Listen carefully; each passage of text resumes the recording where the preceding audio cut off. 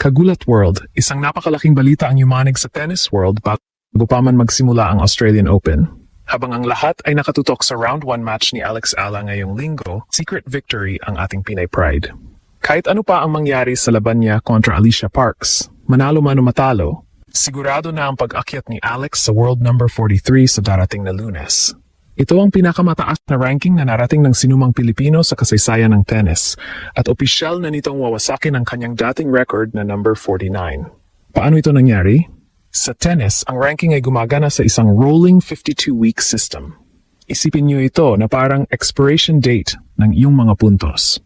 Noong Australian Open 2025, si Alex ay natalo sa unang round pa lang ng qualifying, kaya 2 points lang ang hawak niya mula sa tournament na iyon. Ngayong taon, dahil pasok na siya sa main draw, garantisado na siyang makakakuha ng mas malaking puntos, minimum of 10 points, kahit matalo sa round 1. Habang si Alex ay fresh at halos walang ididepensang puntos, ang mga kalaban niya sa ranking na sina Mira Andreeva, Amanda Anisimova at Linda Noskova ay may mabigat na puntos na mawawala dahil kailangan nilang pantayan ang kanilang magandang performance noong nakaraang taon. Dahil sa points expiration ng kanyang mga karibal, automatikong aakyat si Alex sa ranking table.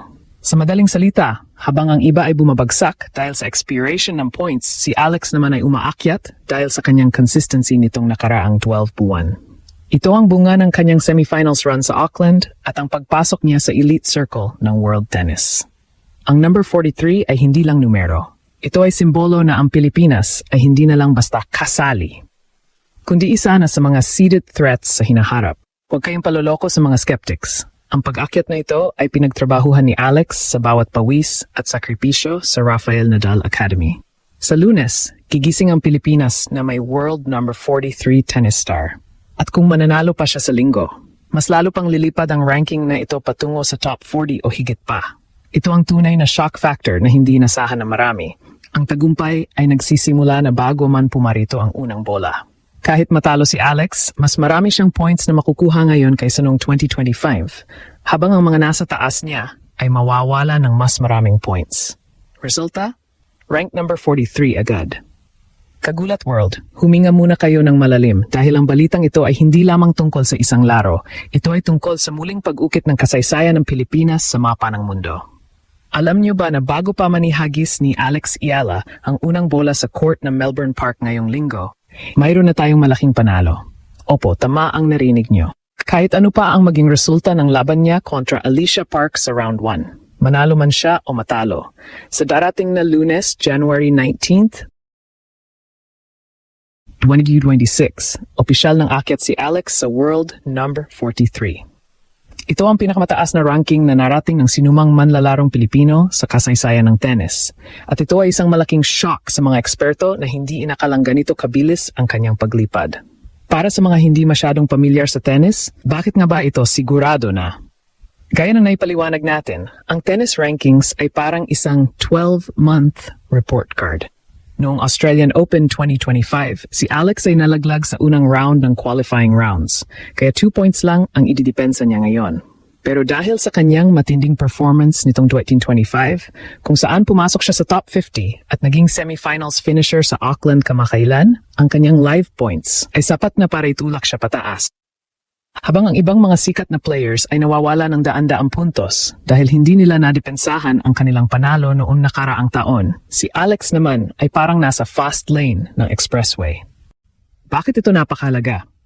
Ang pag-akyat sa number 43 ay hindi lang para sa bragging rights. Ito ay may malaking strategic implications sa kanyang career. Kapag nasa top 50 ka na, hindi mo na kailangang dumaan sa nakakapagod na qualifying rounds ng mga Grand Slams at WTA 1000 tournaments. Sigurado ka na sa direct entry.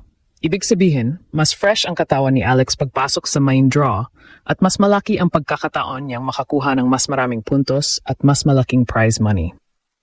Ang world number 43 ranking ay naglalagay din sa kanya sa posisyon na tawaging isang dangerous floater, ang player na iniiwasang makatapat ng mga top seeds sa unang rounds.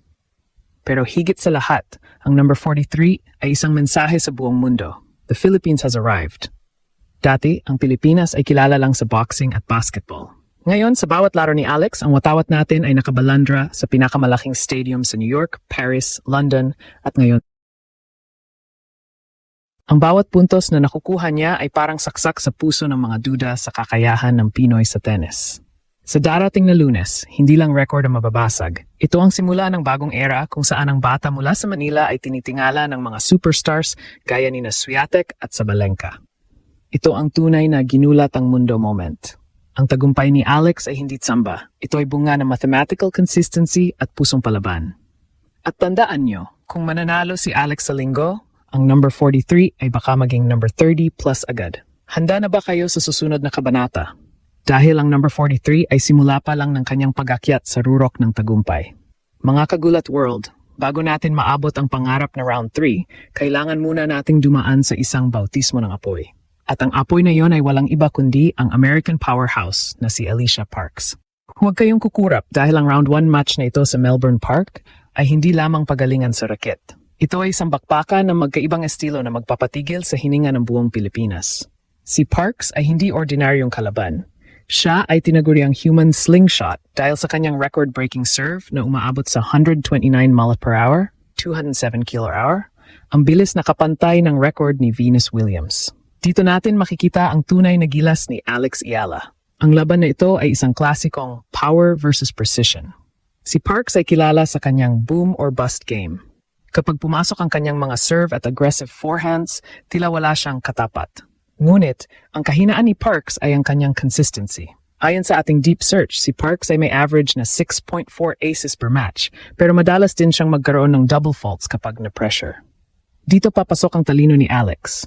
Bilang isang lefty, ang layunin ni Alex ay hindi makipagpalitan ng lakas, kundi ang sirain ang ritmo ni Parks. Ang bawat slice at heavy spin ni Alex ay disenyo para ilayo ang bola sa komportableng zone ng Amerikana. Bakit namin nasabing shocking ang magiging takbo ng laban? Dahil sa nakaraang taon, napatunayan na ni Alex na kaya niyang i-disarm ang mga big hitters. Tinalo na niya ang mga dating Grand Slam champions gaya ni Jelena Ostapenko at Madison Keys sa pamamagitan ng kanyang world-class defense. Si Alex ay parang pader. Bawat malakas na palo ni Parks ay babalik niya ng may dagdag na hirap.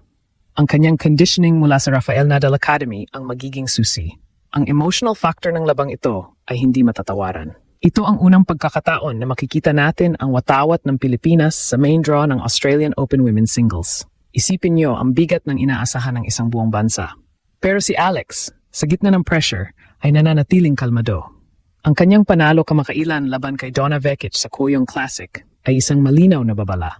Ang batang Pinay na ito ay hindi na lang basta prospect. Siya ay isa ng giant